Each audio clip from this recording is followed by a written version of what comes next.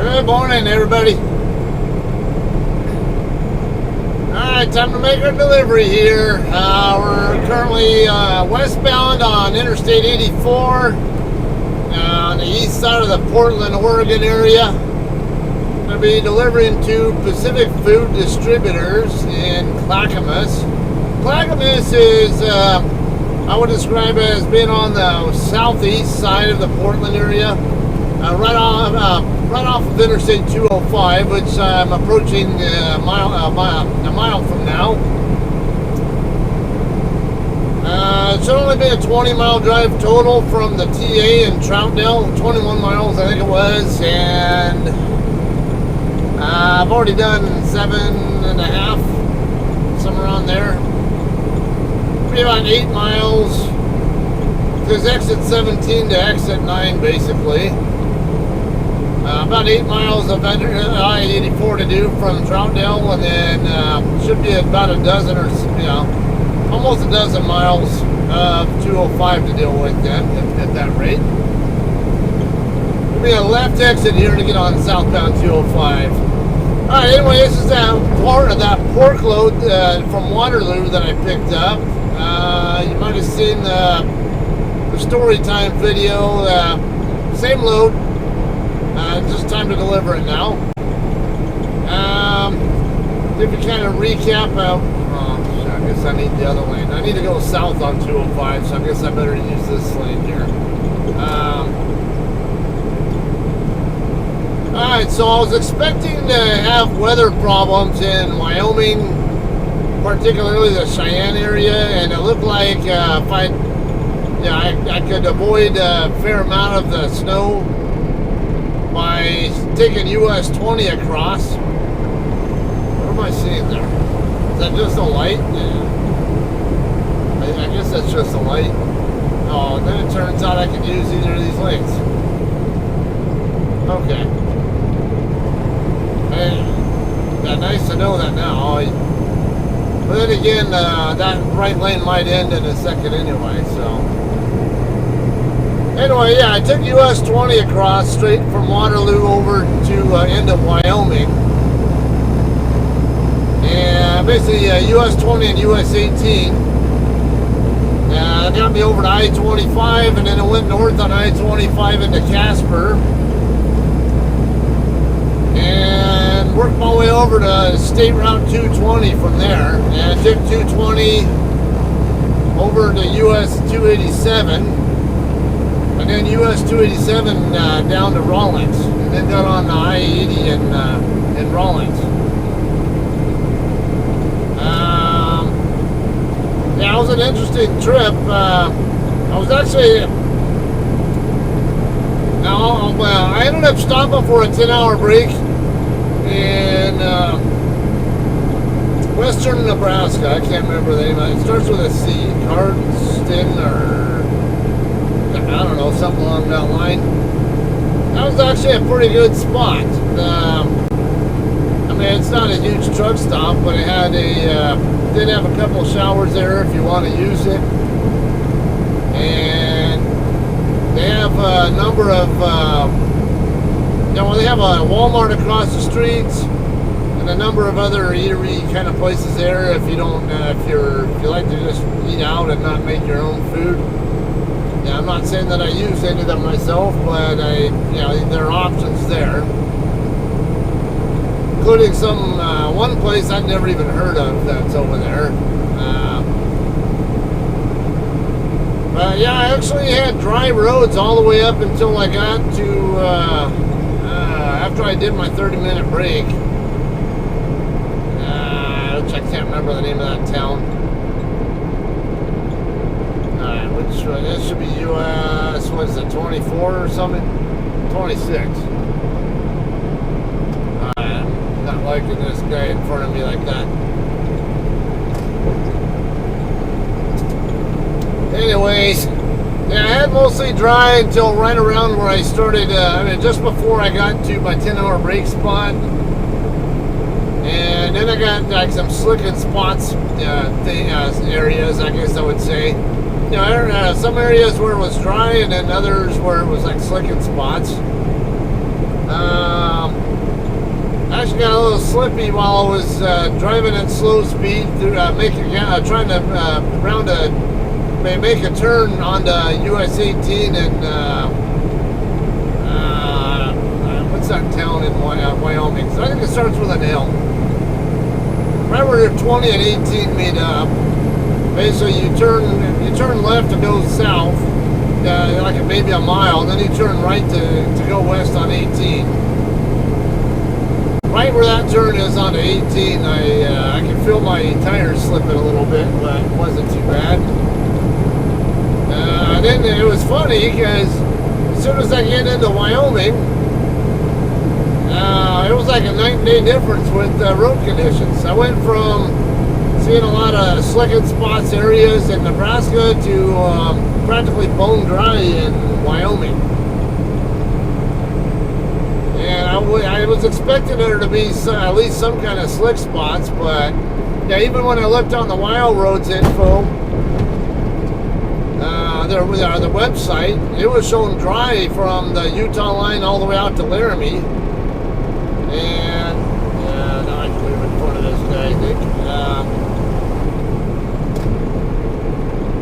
And then just slicking spots or snow, I think drifting snow or some snow with slicking spots between Laramie and the Nebraska line. Otherwise, though, the parts of Wyoming that I saw was in pretty good shape. I mean, really, actually, very good shape, all things considered. I didn't even get slowed down really much at all anywhere. Actually, in Wyoming, I didn't get slowed down by anything other than speed limits or my truck's governor for the most part.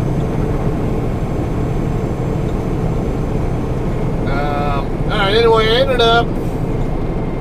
ended that shift all the way out in Snowville, Utah. It was a 660-mile shift, something like that. I still had half an hour left on my clock by then, too, but there's just nowhere to stop beyond Snowville unless you want to stop at the rest area on the east end of Idaho, which wasn't going to be an option for me because I wanted a shower. And we're going to have to keep our eyes out for the exit coming up here, though. It's a highway 200 series highway. I can't read it very well. We're going to head east on it. And basically, it'll dead end us right into, well, kind of not necessarily dead end us, but run us right into the street that goes into the industrial area where the receiver's at. And once, and it's just a few turns after that. Johnson Creek Boulevard, exit 16. Alright, looks like might be one more exit after this before our turn at I can't read it if it's 254 or something along that line. It's 2-something-4, it's all I can tell on the map.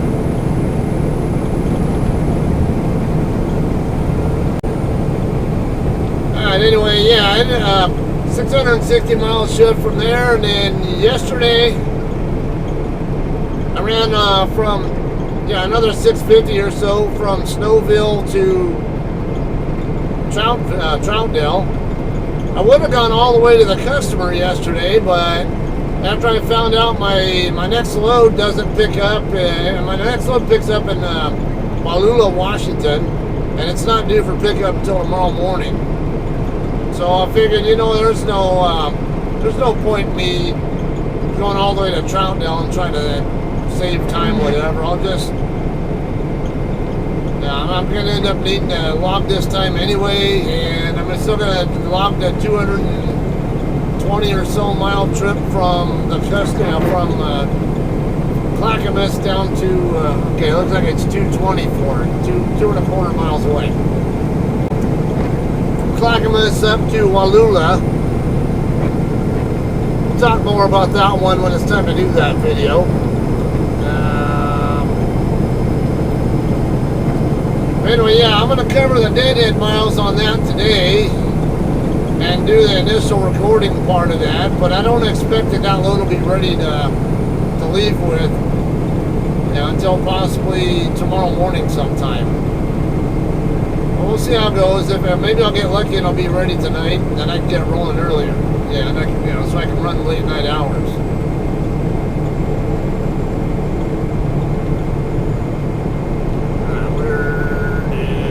There they are. Those zoomed in too far. Pointing in at the wrong target on my map.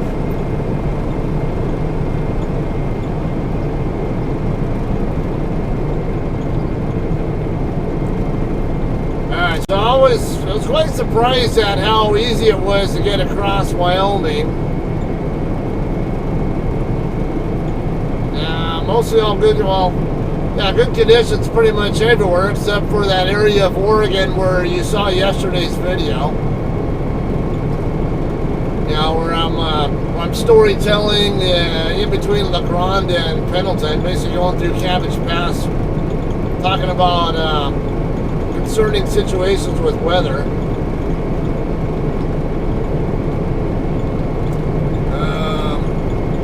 And that was about as bad as it got in Oregon.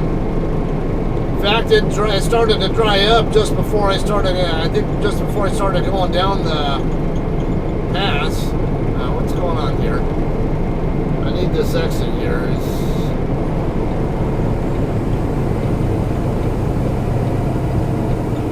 Okay.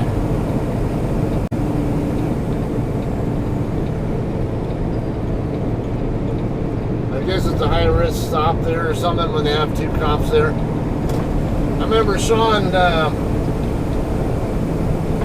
one of my viewers, the guys who frequently watches my live streams when I do actually bother to live stream. I know he was telling me that high risk stops, they always have two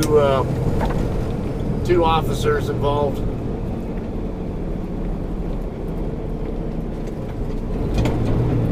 Alright, hit this cloverleaf here, head east on 224.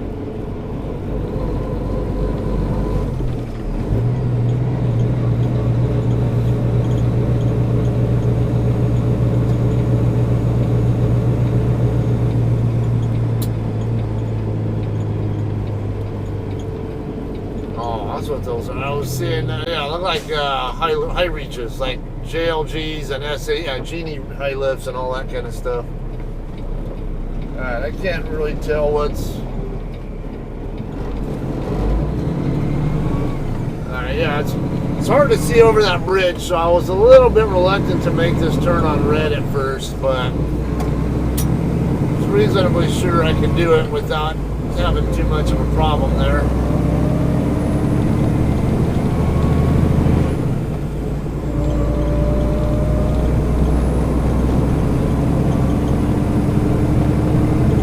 Looks like, I don't know, might be a couple miles or so from here. I've done 18.8 miles, so yeah, it should be right around 2 miles to go to get to the customer.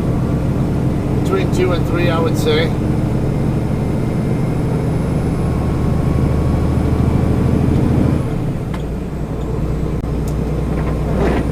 Some of that crap off there for you guys.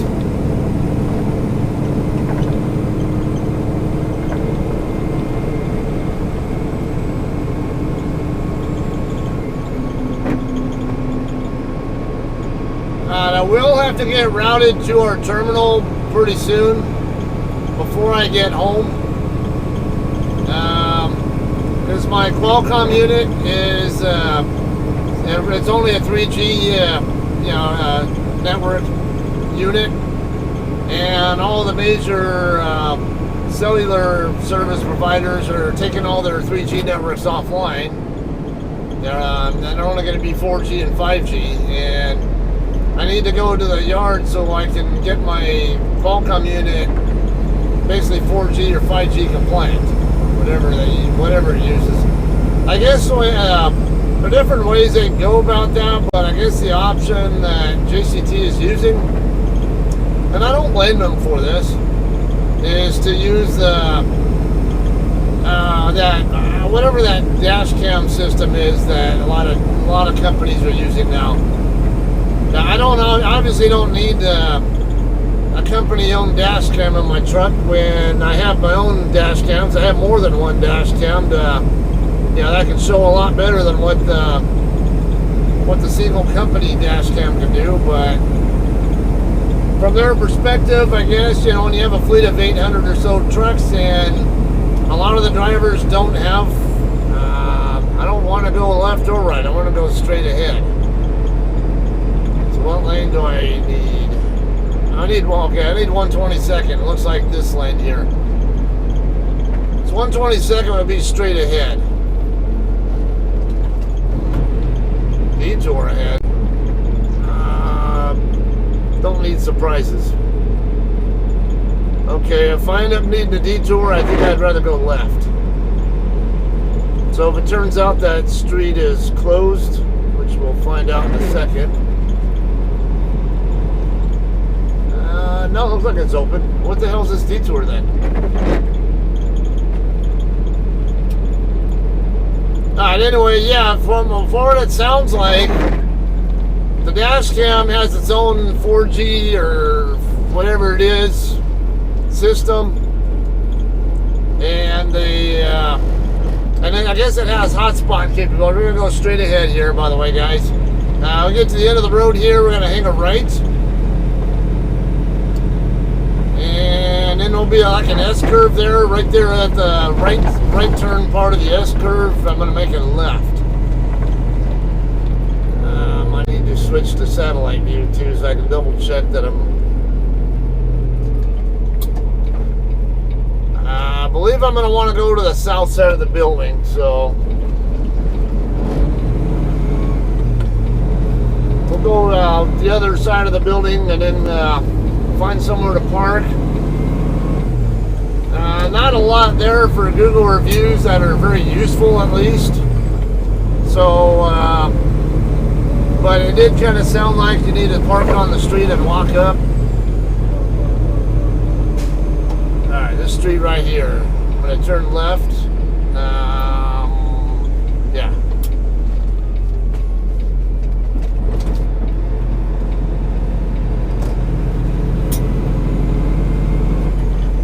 Okay, I don't think this customer opens until about 6 a.m., which is my appointment time, but we'll at least be here in the area and ready to deliver when it's time. Okay, this is the street that's right behind the customer. I do see one truck parked over there.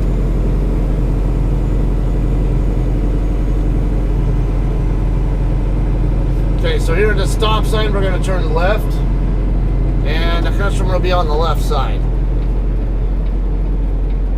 What is this, Johnstone? This is nothing but industrial here. Everything.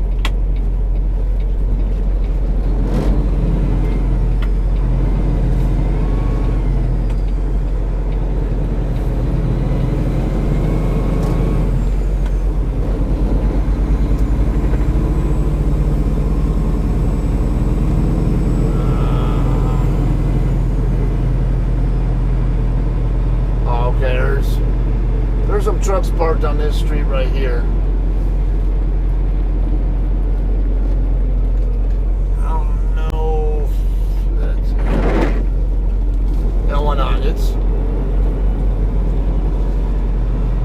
Obviously, I can get turned around. The customer's right there on the left side, right just past where I made this turn. So I'll just go ahead and come over here, park behind this truck.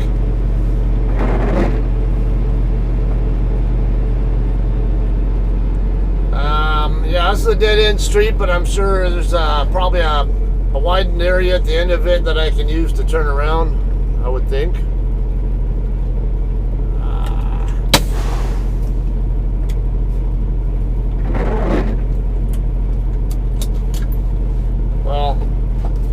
The satellite view kind of suggests it goes right on through, but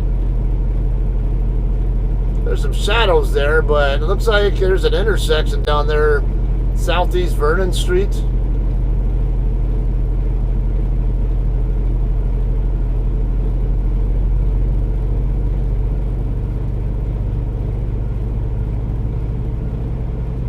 Okay, I think I see what's going on. It's basically a dead-end neighborhood. There's a couple of homes down there or something. So what I might have to do when I leave here is to go down the end of the road, turn onto the side street, Southeast Vernon, back up, and then come back out this way, facing the other direction. We'll see how it goes. Let me fix this. This looks like it's crooked. So, there. Alright, change my status. Alright, we'll have some footage for you when it's time to dock in, alright? Alright guys, finally can dock in now. It's already 7:22. I've been calling and just couldn't get a hold of anybody until just a few minutes ago. We switched to forced to move my shipper receiver here. It's not without a hiccup though, because the guy I checked in with, since it threw me off, because it says there's a phone number to call. Yeah, call a certain phone number to get a dock door. I could have,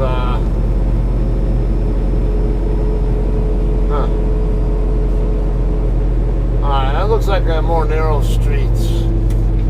How about I back into that driveway right there?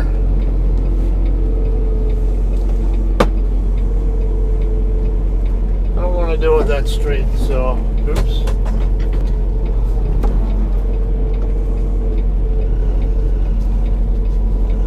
Get my tandems positioned for that driveway there. We'll cut it hard, get turned around. I figured seeing other trucks parked over here would be a sign that it was safe.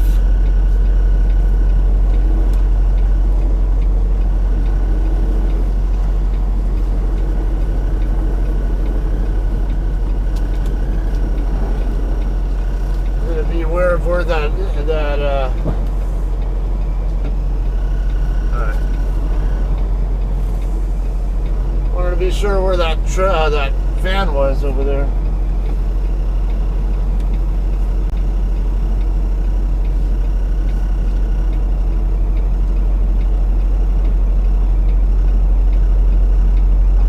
Ah, shit.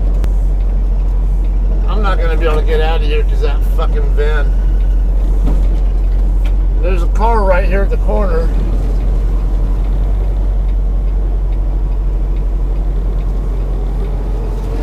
I can't safely make that corner because that car right there by the driveway, my tandems won't clear it. So I don't know if that street down there is wide enough. So how about do this instead?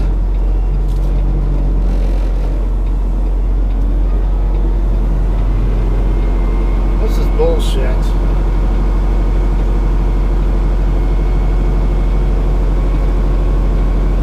Not really the way I wanted to do it, but if that's what I have to do. That's what I gotta do.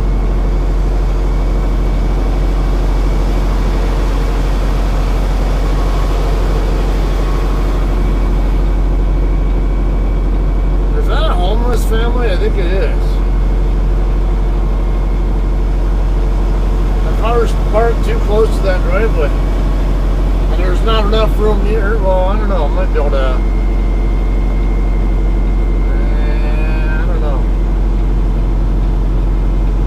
That obstacle's there too.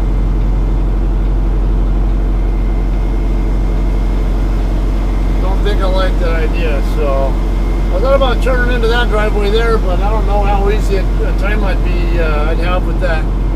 The rock and all that.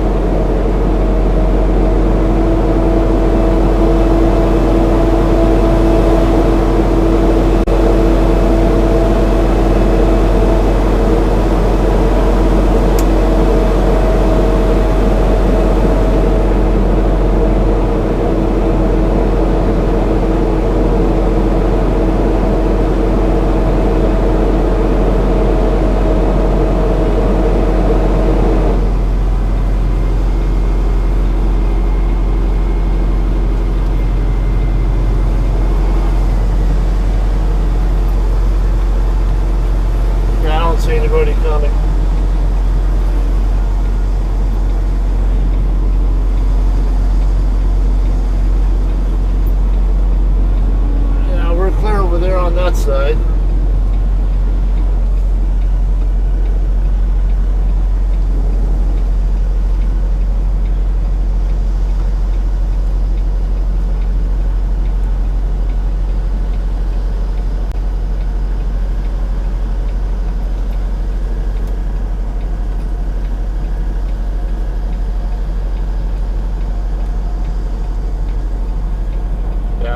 would be all right there.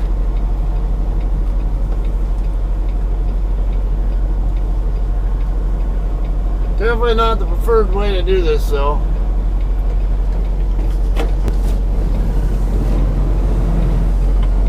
Alright, we're going to dock into door 12.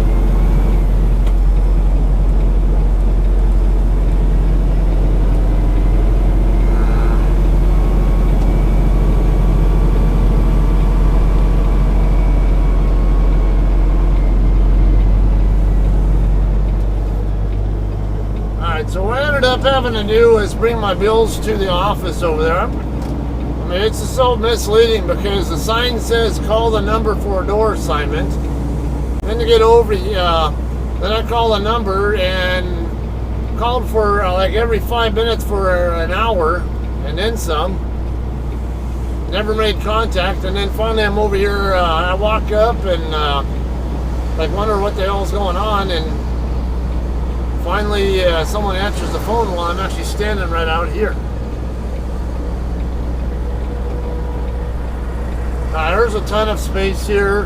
Door 12 is where this is the door I'm going to. I'll go ahead and get out of the lane. Lined up with my door first. Back into it some, and then I'll worry about my door, opening my doors.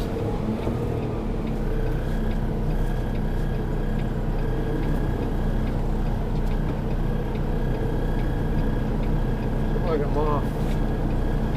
Oh, might be alright. Probably a little wide. I don't know. Looks like I'm pretty close.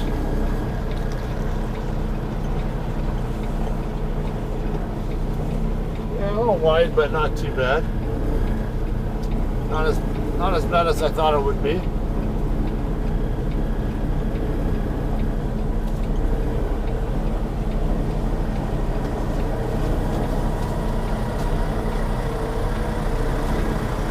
I'm going to run out of room to get my doors open, so I want to at least line up with the door first.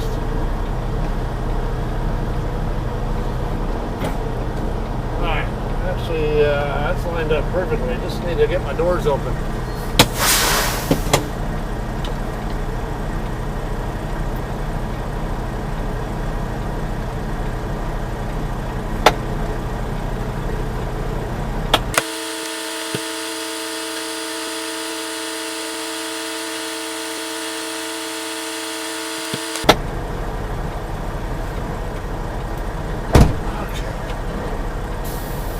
Sounds like they're loading this guy over here to my right pretty fast. He was docking in when I was walking back to my truck.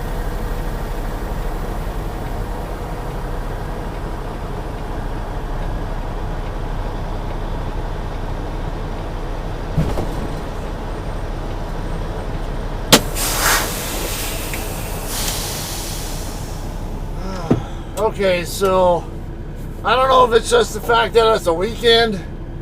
Maybe that has something to do with why they're doing things a little bit different. Because like I said, the sign told me to call a number for a dock door assignment. So I assume that they're going to get mad at me if I try to check in person. And well, why did you call a number on the sign? Well, because you guys aren't answering the phone. Whatever. I had it on my Qualcomm that I was attempting phone contact and not having any luck. So if there are any issues with detention, I got that, and I also have proof on my phone that I made numerous repeated attempts to make phone contact to no avail. The last time I called and actually got an answer was 7-Eleven. So I was already over here. I was here for over an hour before I finally made contact with somebody. Whatever. I mean, we started collecting detention pay at 2 hours now at JCT. It used to be 4, but now it's 2. So I started getting detention. Well, here's my proof that I tried to call them numerous times. Anyway, it's not something I'm going to complain about. If I get detention after 8 a.m., if there are any issues with it, I can always show them my proof. Not a big deal. I don't need to complain. So we'll just press on and I'll have some more for you when it's time to dock out, alright? Alright guys, we're all done here. I was actually ready, he was ready for my lumper fee. He gave me the thing for the lumper fee actually an hour ago, but took half an hour to finally even get the lumper, the money code from my dispatch. And yeah, and then I had to wait for him to come back out after that. I got a green light here. I'm gonna go ahead and pull out. Go ahead and come all the way out here to the other side and get my doors shut. Turn off my reefer unit and double check that I'm empty and all that. BOL suggests that I am empty, but always double check. I have been surprised before.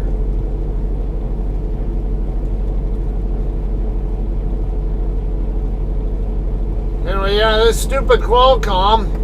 A lot of times, when they can send me the lumper code, the money code for my lumper fee, and it doesn't show up, and they're like, "Hey, I'm still waiting on it." Well, I sent it a long time ago.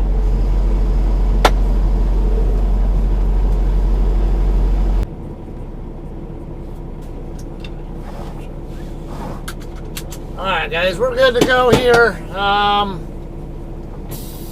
We'll get back over to the highway and we'll end this one.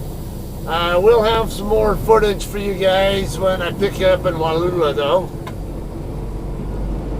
I'm going to probably stop and fill up my reefer unit at the pilot that's off of I-84 and US 97. I forget the name of that town.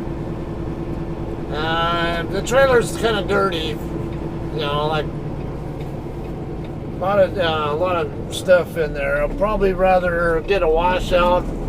There's I believe a self-service washout over in Umatia that I'm going to probably go to.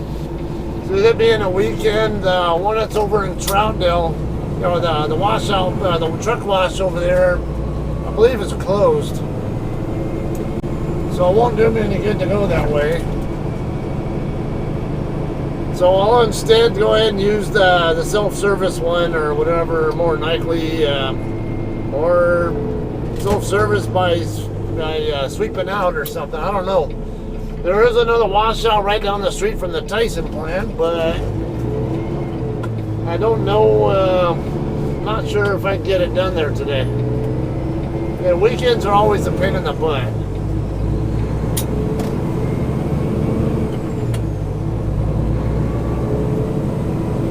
Okay, same way back out. JGP Peterbilt. Squirrel! Yeah, you go that way.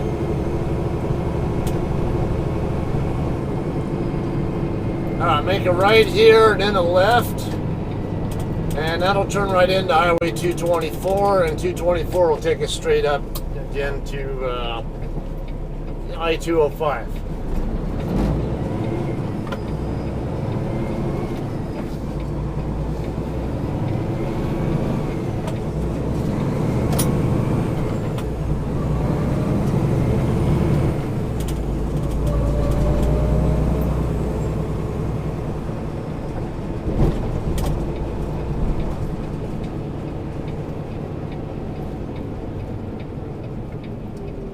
Definitely doesn't look like a fun turn to make here if there's someone trying to make a left here, but since nobody's here, this is a very easy thing to do.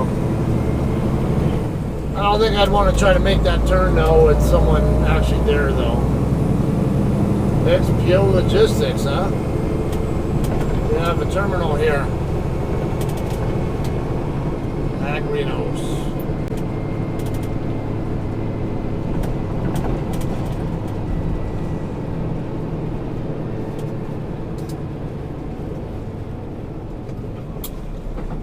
Alright, so all in all, not a hiccup-free delivery, and it's, partially, it's a weekend, not really knowing how they do things. Their damn sign says to call them up, but they don't answer the phone until more than an hour after my appointment time. And then they finally do, and then I realized I could have just walked right up there when it was time to deliver, not knowing that. So lesson learned, at least. If I come back here, I know what they're, how things are going to get done. And down in the dispatch delay, getting my my money code sent so I could pay the lumper fee, that also helped me out. Otherwise, I can't say it was really that bad.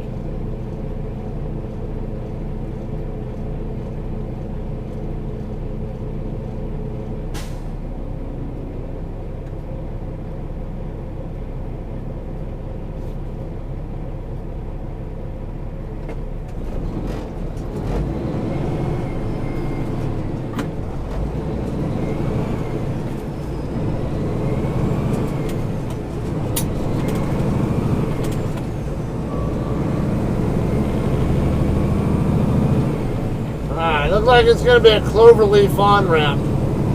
So it's going to be a left turn up here to get on a northbound 205. Route I'll probably take over to Umatilla will be, well, to Wallula.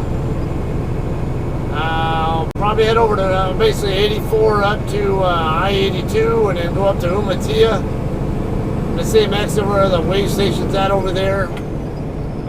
We'll probably take that highway on the Washington side, basically right along the Columbia River across until you get to Highway 12. And you can take 12 straight up, and that'll take you right up to the street where the Tyson plant is off of.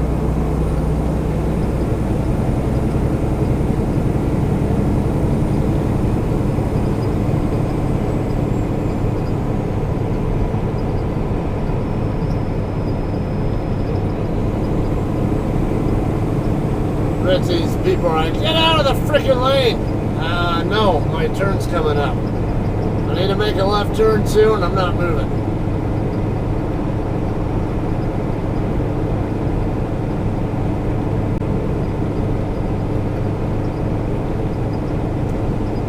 Anyway, it'll be about a 220 or so mile deadhead route, so it'll be at least a 3-hour drive for me to get out. Actually, more than 3-hour drive to get over there.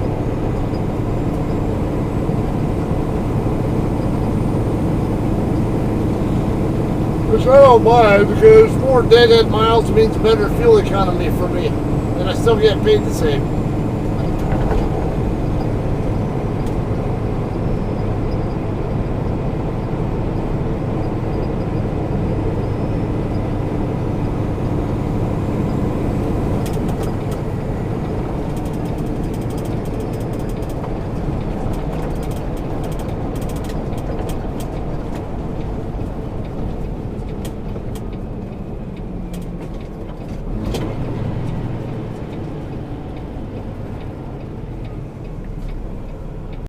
Alright guys, we made it to 205. Let's say I'm gonna take 205 back to 84 east and then 84 over to I-82, and we'll call it a day from right here. Appreciate you guys hanging out. Hope you guys maybe got some good info out of this, or just enjoyed watching my antics or whatever, or drama, whatever. We'll see you guys later. Thanks a lot.